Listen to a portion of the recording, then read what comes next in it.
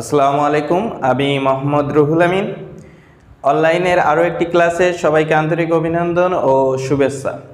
তো আজকে আমরা আলোচনা করব অর্থনীতি দ্বিতীয় বর্ষের গাণিতিক অর্থনীতি। তো আমরা আলোচনা করছিলাম কোন অধ্যায়? Dynamic economics and integral calculus, অর্থাৎ আমরা সমাকলন অধ্যায় করছিলাম। তো আমরা সমাধান ক্লাস করছিলাম, আজকে আমরা করব সমাধান ক্লাস 10 অর্থাৎ 10 নম্বর সমাধান ক্লাস করব। তো আজকেও আমরা খুব গুরুত্বপূর্ণ একটি প্রশ্ন নিয়ে আসছি। তো এখানে আমরা যে প্রশ্নটা নিয়ে আসছি, এখানে প্রান্তিক আয় ফাংশন দেওয়া আছে, ব্যয় ফাংশন দেওয়া আছে। এখান থেকে আমাদের সর্বোচ্চ মুনাফার পরিমাণ কত সেটা বের করতে হবে। এটি জাতীয় বিশ্ববিদ্যালয়ে 2010 সালে আসছিল। তো সেরকমই আমরা একটা গুরুত্বপূর্ণ প্রশ্নের সমাধান করব। তো এখন তাহলে এখানে দেখো, প্রান্তিক আয় অর্থাৎ এমআর ফাংশন মানে কি, মার্জিনাল রেভিনিউ একটা ফাংশন দেওয়া আছে, আর একটা কি দেওয়া আছে, প্রান্তিক ব্যয় অর্থাৎ এমসি মার্জিনাল কস্ট ফাংশন দেওয়া আছে 6q + 10। এই দুটো ফাংশনের উপর ভিত্তি করে আমাদের এখানে খেয়াল করে দেখো কোয়েশ্চেনটা কি, সর্বোচ্চ মুনাফার পরিমাণ কত। অনেক সময় কিন্তু আসতে পারে যে সর্বোচ্চ মুনাফা অপেক্ষক নির্ণয় করো, এই ক্ষেত্রে কিন্তু বলেছে পরিমাণ কত, তার মানে এখানে আমরা একটা নিউমেরিক্যাল ভ্যালু পাবো। আবার অনেক ক্ষেত্রে যখন অপেক্ষক বলে তখন আমরা এই প্যাটার্নের একটা অপেক্ষক পাই, যেমন এমআর একটা অপেক্ষক, এমসি একটা অপেক্ষক, ঠিক আছে, এই ধরনের। তো কোয়েশ্চেনটা আগে বুঝতে হবে যে আসলে কি চেয়েছে। তো এখানে যেটা আমরা বুঝলাম যে সর্বোচ্চ মুনাফার পরিমাণ কত সেটা বের করতে হবে। এখন মুনাফাটা সাধারণত কিভাবে আসে? তো সাধারণত একজন ব্যবসায়ী যখন সে ব্যবসা করে, আমরা যদি সহজ ভাষায় বলি, তো সে ব্যবসায় তার যে দ্রব্য সামগ্রী থাকে সেটা সে বিক্রয় করে। তাহলে বিক্রয় করলে সেখান থেকে সে কী পায়? মোট আয় পায়। এখন ওই দ্রব্য সামগ্রী তার যে ক্রয় করতে বা উৎপাদন করতে যে ব্যয় হয়, সে ব্যয়টা যদি বাদ দিয়ে দেওয়া হয় তাহলে যেটা থাকে সেটাই মুনাফা। তার মানে সহজ কথা, মোট আয় থেকে যদি আমরা মোট ব্যয় বাদ দিই তাহলে আমরা মুনাফা পাই। তা আমরা এখন সেই প্রক্রিয়ায় অগ্রসর হব। তাহলে আমরা সমাধানের ক্ষেত্রে কিভাবে লিখি, যে সমাধান দেওয়া আছে, কি দেওয়া আছে এই কথাটা আমি আর লিখি নাই, দেওয়া আছে এমআর ফাংশন এইটা এবং এমসি ফাংশন এটা। তো এই দুটো তথ্য আমার দেওয়া আছে। তো এই দুটো তথ্যের উপর তো আমরা বলছি এখন সর্বোচ্চ মুনাফা পরিমাণ নির্ণয়ে নিম্নরূপে অগ্রসর হই। তো এই কথাটা আমরা লিখে নিলাম। তো এখন প্রথমে আমরা এমআর ফাংশন নিয়ে কাজ করব। আমরা আগেই বলছি যে একজন যখন মুনাফা কত সেটা যদি আমরা বের করতে চাই তাহলে আমাদের মোট আয় দরকার। তাহলে মোট আয় বের করতে গেলে যেটা করতে হয় সেটা প্রথম দিকে আমরা সূত্রে আলোচনা করছিলাম, যেখানে আমরা বলছিলাম যে এই যে সমাকলনের ক্ষেত্রে আমার প্রান্তিক আয় এই ফাংশনকে যদি আমি সমাকলন করি অর্থাৎ ইন্টিগ্রেশন করি তাহলে সেক্ষেত্রে আমরা টোটাল রেভিনিউ পাই। তাহলে আমরা এখানে রেভিনিউ ফাংশনটা বের করব। আর এখন এই আর বা টিআর একই কথা, শুধু আর মানে রেভিনিউ বলতে মোট আয় বোঝায়, আবার টিআর মানে টোটাল রেভিনিউ, একই কথা বোঝায়। তো আমরা রেভিনিউ অর্থাৎ মোট আয় বের করতে গেলে সমাকলন করব কাকে? এমআর ফাংশনকে, এম আর। এখন এটাকে আমরা এই সাইডে কি লিখবো, দেখো এখানে ভ্যারিয়েবল হলো আমাদের কিউ, তাহলে এক্ষেত্রে আমরা লিখবো ডি কিউ, ঠিক আছে। তো এটা লিখলাম। এখন সমান এটার পরের লাইন, সমাকলন চিহ্ন দিলাম, এমআর এর যে ফাংশন আছে সেটা আমরা লিখব 300 - 4q, এটা আমরা ব্র্যাকেট দিলাম, আর লাস্টে কি থাকবে? ডি কিউ, অর্থাৎ কিউ ভ্যারিয়েবলের সাপেক্ষে আমরা সমাকলন করব। তাহলে এটা আমরা লিখে নিলাম। এখন আমরা এটা সমাকলনের রেজাল্টটা কত সেটা আমরা এখানে লিখি।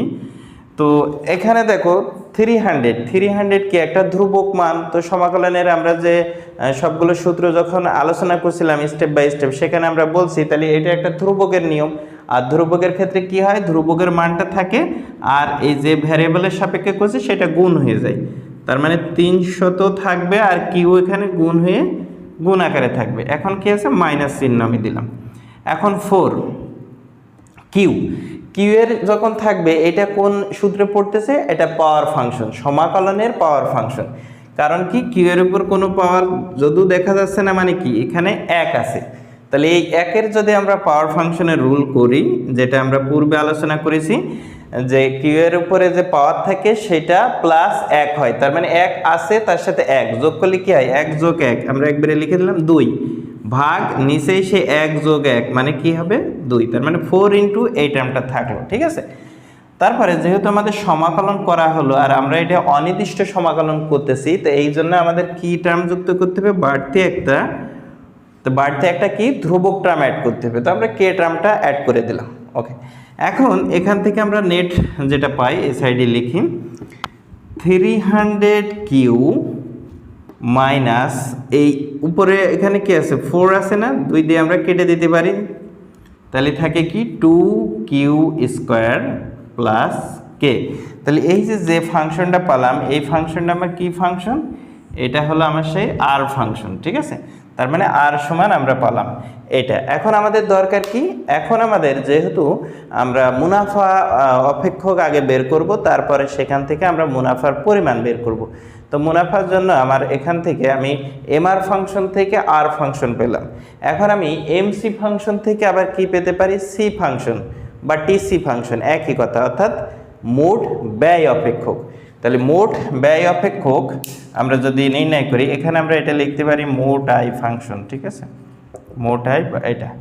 এখন মোট ব্যয় সি সমান আমরা কিভাবে বের করতে পারি, সমাকলন চিহ্ন দেব আর এমসি, এই যে এমসি ফাংশন দেখো আমাদের দেয়া আছে, প্রান্তিক ব্যয় অপেক্ষক দেয়া আছে, আর প্রান্তিক ব্যয় অপেক্ষককে সমাকলন করলে কি পাওয়া যায়, মোট ব্যয় অপেক্ষক পাওয়া যায়। এই মোট ব্যয়টা সি দ্বারাও আমরা লিখতে পারি, আবার টি সি দ্বারাও লিখতে পারি, একই কথা।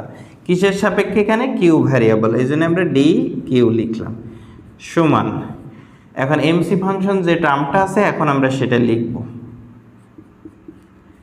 এটা ডিকিউ লিখলাম। ঠিক আছে, এখন সমাকলন করব, এই সাইডে আমরা করি। খেয়াল করো এটার পরের লাইন এইটা, এখন এর পরের লাইন আমরা পরের এখানে লিখতেছি। তাহলে এখানে আমরা যদি সমাকলন করি, দেখো আগের নিয়মেই 6 আছে এখানে ইন্টু কিউ, তাহলে কিউ এর এই যে পাওয়ার ফাংশনে কি হলো কিউ স্কোয়ার, তাহলে কিউ স্কোয়ার নিচে এই 2 সেটাই আমরা করলাম, প্লাস 10, এই 10টা এখানে কি আছে ধ্রুবক, আগে যেটা করলাম সে একই নিয়ম, শুধু ধ্রুবক একাকি থাকলে তার সাথে কি হবে ভ্যারিয়েবলটা গুণ করে দেবো। ঠিক আছে, তার মানে 10 কিউ, তাহলে 10 কিউ। এখন এটা হয়ে গেল, এখন আমি এটা কি করতে পারি, কেটে একটু ছোট করে নিতে পারি। আর একটা জিনিস খেয়াল করো, যেহেতু আমাদের সমাকলনের কাজ শেষ, আমরা একটা কে টার্ম যুক্ত করতে পারি, তো যুক্ত করে দিলাম। এখন এটাকে আলটিমেট আমি 2 দিয়ে যদি কাটি, 3 দুগুণে 6 হয়, তাহলে 3q square plus 10q plus কে। এখন আমি যে অপেক্ষকটা পালাম এটা কোন অপেক্ষক এসে দাঁড়ালো, টিসি, এটা হলো আমার টিসি। টিসির দরকার নেই, আমরা শুধু সি লিখি, সি যেহেতু সি লিখছি কস্ট ফাংশন অর্থাৎ মোট ব্যয় অপেক্ষক। তাহলে আমি মোট আয় পেলাম এবং মোট ব্যয় পেলাম। এখন আমার কি দরকার, মুনাফা অপেক্ষক। তাহলে আমি মুনাফা অপেক্ষকটা লিখি, মুনাফা অপেক্ষক মানে হলো প্রফিট ফাংশন। প্রফিট ফাংশনের সূত্র কি, কিভাবে আসে, আমরা এই যে এটা প্রফিট চিহ্ন দিলাম, প্রফিট চিহ্ন সমান আর মাইনাস সি, আর মাইনাস সি, আর মানে মোট আয় আমি যে অপেক্ষকটা পেয়েছি সেটা লিখবো, মাইনাস সি মানে হলো আমার মোট ব্যয় যে অপেক্ষকটা পেয়েছি সেটা লিখবো। তাহলে আর এর ফাংশন যেটা আমরা পাইছি সমান, আমি পরের লাইন লিখছি 300 q minus 2q square plus k, first bracket দিয়ে নিলাম। ঠিক আছে, মাইনাস সি ফাংশন হলো যে এটা 3q স্কোয়ার প্লাস ব্র্যাকেট দিয়ে নিই 10q প্লাস কে। আমি ব্র্যাকেট চাইলে উঠাইয়ে একবারে আমি মান লিখতে পারতাম, কিন্তু বোঝার সুবিধার্থে আমরা কি করলাম, জাস্ট আর এর জায়গায় যেটা আর পেলাম সেটাও আমি ক্লোজ ব্র্যাকেট দিলাম, মাইনাস চিহ্ন, আর কস্ট ফাংশন যেটা পাইছি আমি সেটাও ব্র্যাকেট দিয়ে নিলাম। এখন আমরা এখান থেকে কি করব দেখি, আমাদের এখান থেকে কারেকশন করতে হবে। তো প্রথমে যেহেতু আর ফাংশন এটা যেটা আছে, এটা যা আছে আমরা সেটা বসবে। ওকে, এবার মাইনাস চিহ্ন, খেয়াল করে এখানে কিন্তু কেয়ারফুলি কাজ করতে হয়। এই যে ব্র্যাকেটের আগে যে মাইনাস চিহ্নটা আছে, এই মাইনাসের কারণে এর পরে যে চিহ্নগুলো আছে প্রত্যেকের সাইনে ইফেক্ট পড়বে এবং সেটা কি হয়ে যাবে, প্রত্যেকের চিহ্ন পরিবর্তন হয়ে যাবে, যে প্লাস থাকবে সে মাইনাস হবে, যে মাইনাস থাকবে সে প্লাস হবে। তো আমরা দেখি 3q স্কোয়ারের আগে কি ছিল, প্লাস ছিল, এখন এই যে মাইনাসের কারণে কি হয়েছে, মাইনাস হয়ে যাবে, তো মাইনাস দিয়ে দিলাম। এটা প্লাস, এটা হয়ে যাবে মাইনাস, মাইনাস 10q। এটা প্লাস, এটা হয়ে যাবে মাইনাস। তো এটা এই অবস্থায় আছে। এখন দেখি এখান থেকে আমরা কি করতে পারি। দেখো কে এর আছে একটা প্লাস আর একটা মাইনাস, তাহলে কেটে গেল। আর এখানে কি আর কাটে? আর কাটে না। ওকে, এখন যেটা থাকবে সেটাই আমরা লিখব। তাহলে প্রফিট সমান আমার ফাংশন কি দাঁড়ালো, এখানে খেয়াল করে একটা কিউ ওয়ালা টার্ম আছে, একটা কিউ একটা কিউ, আর একটা আছে কি কিউ স্কোয়ার ওয়ালা টার্ম। তো আমরা সবসময় যেটা করব, যেহেতু আমাদের এর পরে আমাদের কি করতে হবে, ডিফারেন্সিয়েশন করতে হবে। তো এই ক্ষেত্রে আমরা সবসময় যেটার ঘাত বেশি মানে পাওয়ার বেশি সেই টার্মটা শুরুতে লিখব। তো এখানে কিউ এর স্কোয়ারটা টার্মটা ঘাত বেশি, তাহলে দেখো এখানে মাইনাস 2 কিউ স্কোয়ার, এখানে মাইনাস 3 কিউ স্কোয়ার, তাহলে দুটো এক জায়গায় আসলে কি আসে, মাইনাস 5 কিউ স্কোয়ার। আচ্ছা লিখলাম।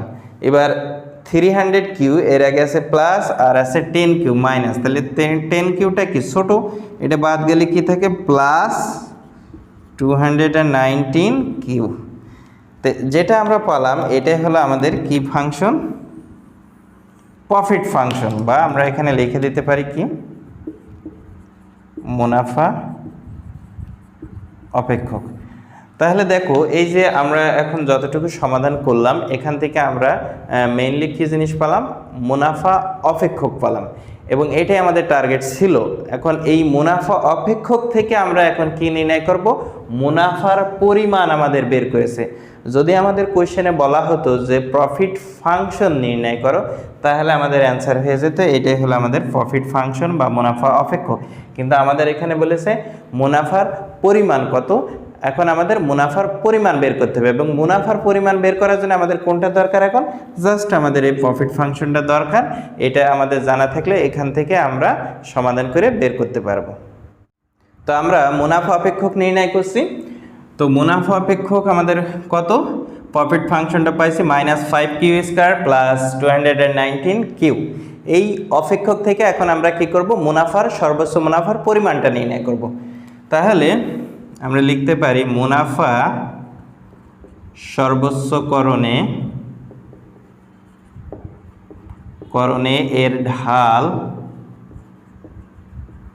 কত হবে, 0। ঠিক আছে, তার মানে মুনাফা সর্বোচ্চ করণে এর ঢাল 0। এবং ঢাল কিভাবে নির্ণয় করে, এই প্রফিট ফাংশনটা আমরা কি করব, ফার্স্ট অর্ডার ডিফারেন্সিয়েশন করব, অন্তরকরণ।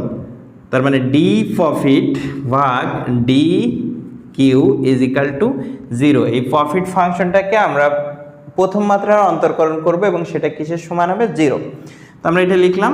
এখন আমরা এখানে লিখি বা পরের লাইন, ঠিক আছে, ডি ভাগ ডি কিউ, প্রফিট ফাংশন যেটা আছে আমরা এখন সেটা লিখব, -5 কিউ স্কোয়ার প্লাস 219 কিউ, এটা ইজ ইকাল টু 0।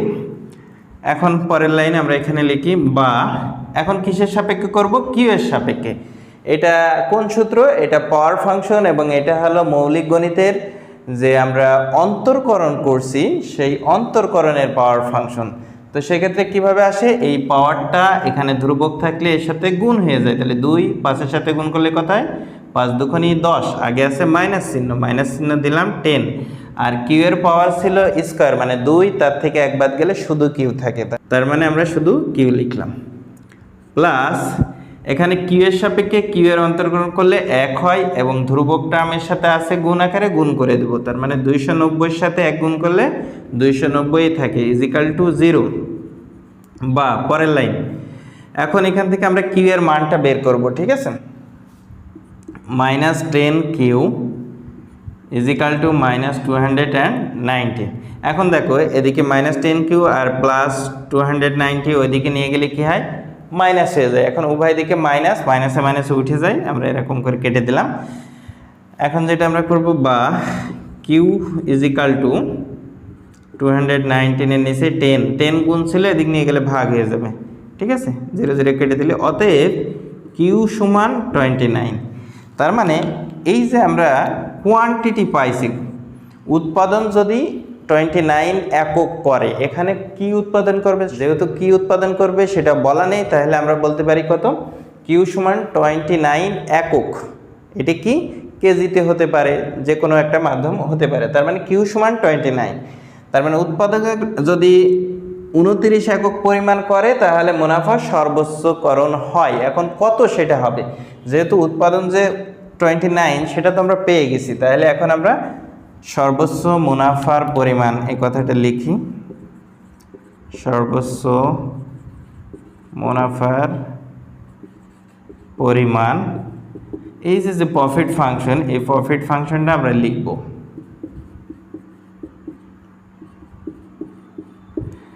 তারপরে এখানে আমরা মান বসাই দেবো। এই যে কিউ এর মান, যে আমরা কিউ এর মানটা পেলাম 29, এর উপর আছে স্কোয়ার প্লাস 290, এর সাথে গুণ আছে 29। এখন জাস্ট ক্যালকুলেটরের সাহায্য নিতে হবে। ক্যালকুলেটরের সাহায্য নিলে আমরা মান পেয়ে যাব। তো আমি এখানে লিখে নিছি। এখানে যদি আমরা করি, এটা ক্যালকুলেটর দিয়ে কত আসবে,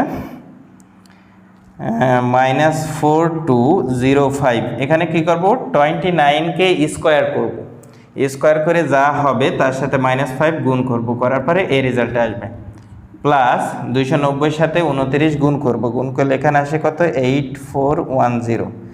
তারপরে এটা বড়, তার মানে মাইনাস টার্ম, এই যে 4205 যদি বাদ যায়, তারপরেও এখানে থাকে কি 4205 এত মুদ্রা একক। যেহেতু আমাদের এখানে খেয়াল করো যে আমাদের এখানে বলেছে কি বিষয়টা, যে সর্বোচ্চ মুনাফার পরিমাণ কত। তো আমাদের সর্বোচ্চ মুনাফার পরিমাণটা হলো এইটা, এবং মুনাফা সাধারণত টাকাই হয়, কিন্তু যেহেতু এখানে বলে নাই এটা টাকা হবে নাকি ডলার হবে, এই জন্য আমরা এখানে কি লিখছি, মুদ্রা একক। যদি ডলার হয় তাহলে ডলার, টাকা হলে টাকা। তাহলে আমরা স্টেপ বাই স্টেপ কীভাবে করলাম, যে আমরা একটা প্রফিট ফাংশন থেকে যখন বের করলাম, সেখান থেকে আমরা ঢাল বের করে কোয়ান্টিটি বের করেছি, এবং কোয়ান্টিটি ওই প্রফিট ফাংশনে আমরা বসায় দিয়ে যে পরিমাণটা পেলাম সেটাই হলো আমাদের সর্বোচ্চ মুনাফার পরিমাণ। তো এই ছিল আমাদের আজকের ভিডিও লেকচারটি। তো ভিডিওটি ভালো লাগলে বেশি বেশি লাইক করো, কমেন্ট করো এবং বন্ধুদের মাঝে শেয়ার করে দিও। তো আজকের মতো এই পর্যন্তই, দেখা হবে পরবর্তী ক্লাসে। আল্লাহ হাফেজ।